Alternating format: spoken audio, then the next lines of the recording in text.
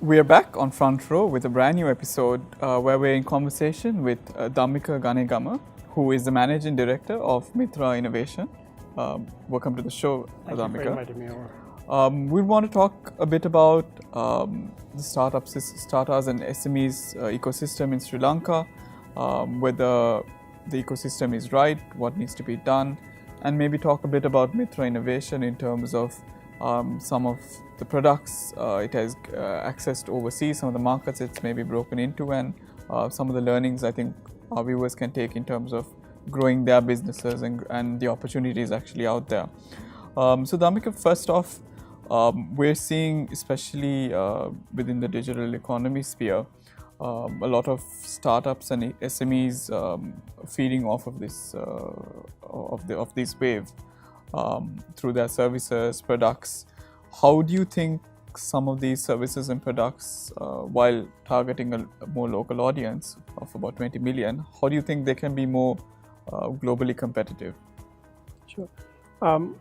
So if you really look at the digital transformation, I think it's a huge opportunity for Sri Lanka. I think we probably talk later on in terms of what we need to do to harness the startup culture to creating more SMEs within the country. But the beauty is a lot of these startups and SMEs can start to capitalize on platforms that's already there. I mean, if you take a simple example, using free apps like Facebook, there are a lot of new retail businesses have started, and some, I know one of my friends runs quite a substantial revenue that she generates out of that business. So the platforms are there, and I think the business community is also trying to come forward to try and create that awareness amongst people and to create entrepreneurship to all of that, so that people will also see how they can establish a business and take forward. Now, one of the things that we as a company do is we have two businesses. One business that we do is around building products, whether it's jointly working with a customer to build a product for them, or whether we work for a product that we will also part own. Now, even to date, we fail,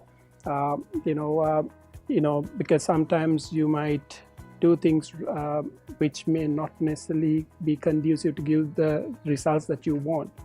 However, if you do proper business modeling, if you do the due diligence up front, not to over-engineer things, but if you do things right, understanding who your competition is, what is the value prop you can bring to the market, the regulatory requirements within the country, and how you can work around that.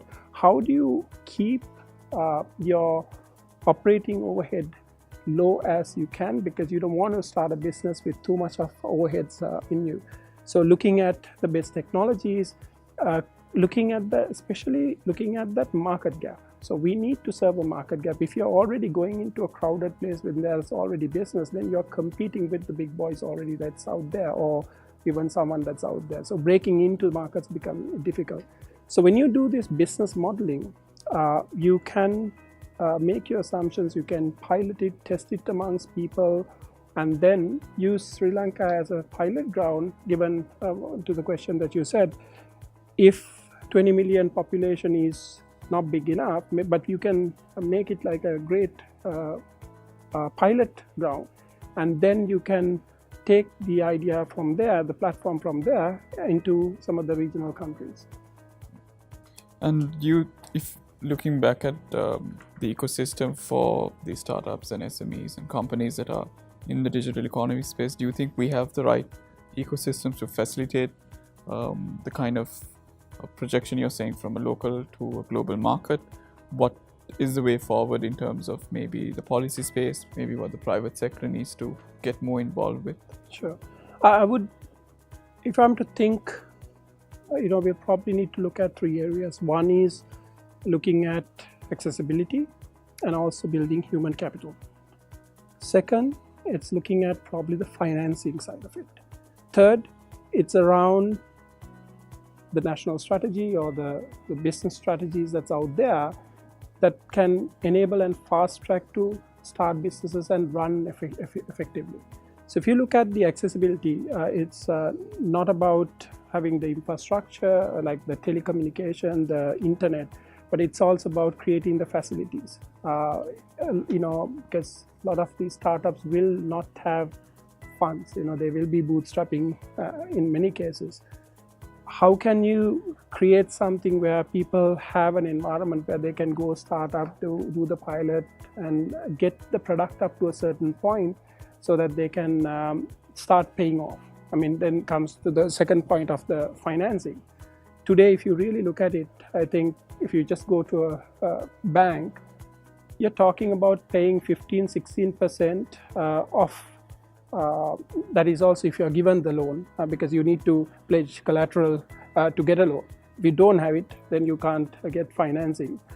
Obviously, there are crowdsourcing platforms and there are a few things coming along, but we need to create those financial facilities where people have easy access. And even if they get it, you don't have to pay interest on the first month itself. Can you have a mechanism where you can pay it later? Then comes even things like the tax breaks. For a startup, it'll take a long time for you to make revenue, start taking profits. How can you create tax holidays and tax break for these companies where they can, take it to the next level? Then comes the last point of even creating an environment where business can be started easily. Then giving guidance. A lot of people, very smart people are here, but they may not know the know-how of how do you start a business right, how do you sustain through tough times, and how do you take it to the next level, so that they can grow. Sometimes even for us, when we look back, even our education system isn't probably geared to the same pace where we need to, when you look across some of the other regional countries. We probably have to even look at the curriculum. I can't remember a day where when I went to school, any industry expert coming and telling, look, expect this when you go out into the industry. Or, when you need that exposure, right? When you have that exposure, you can start to relate and start to align yourself into doing something right. So that level of guidance, and through that, we need to start to look at building good human capital here, knowledgeable human capital who can start to compete with the region. Right. And just to close off this discussion, what has your company's experience been in terms of accessing some of these foreign markets?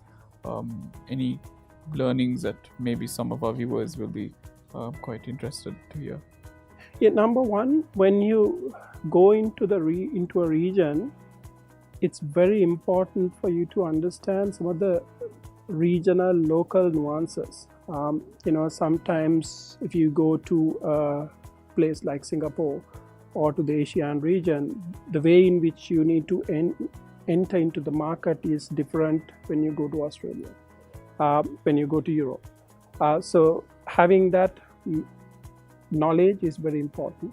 Then it's also very important for you to see, sometimes we can't just go in, but sometimes it's better to go with a partner to break into the market because they're already established. Some of the markets we've seen very close network. Even though it's in the Western world, it's very difficult to break in. But if you break in, you have to do something really bad to get out of it.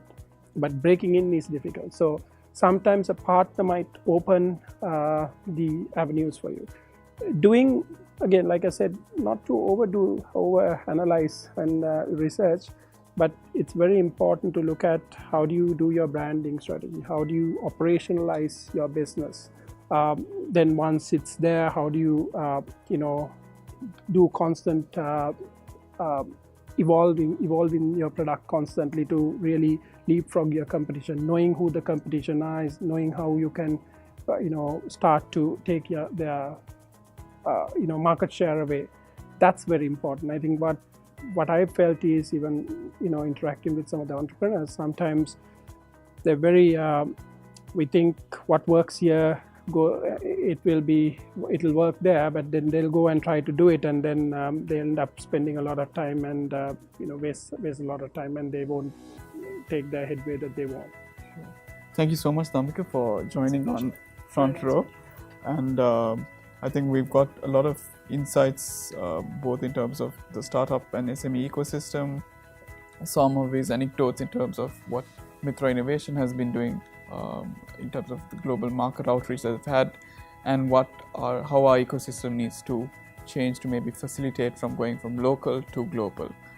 So for our viewers, stay tuned for similar insights, more expertise from the interviews that we are doing on Front Row for Economy.lk. And that brings a wrap to the second season of Front Row on Economy.lk. This season we were powered by Dialogue Enterprise, and we have definitely gone beyond what we've done in season 1, covered a whole heap of topics on the economy, on trade, on blockchain technology, or even on retail trade. And I think we've given you a good flavor of global trending topics as well as topics that matter to the local audience. So thank you for watching.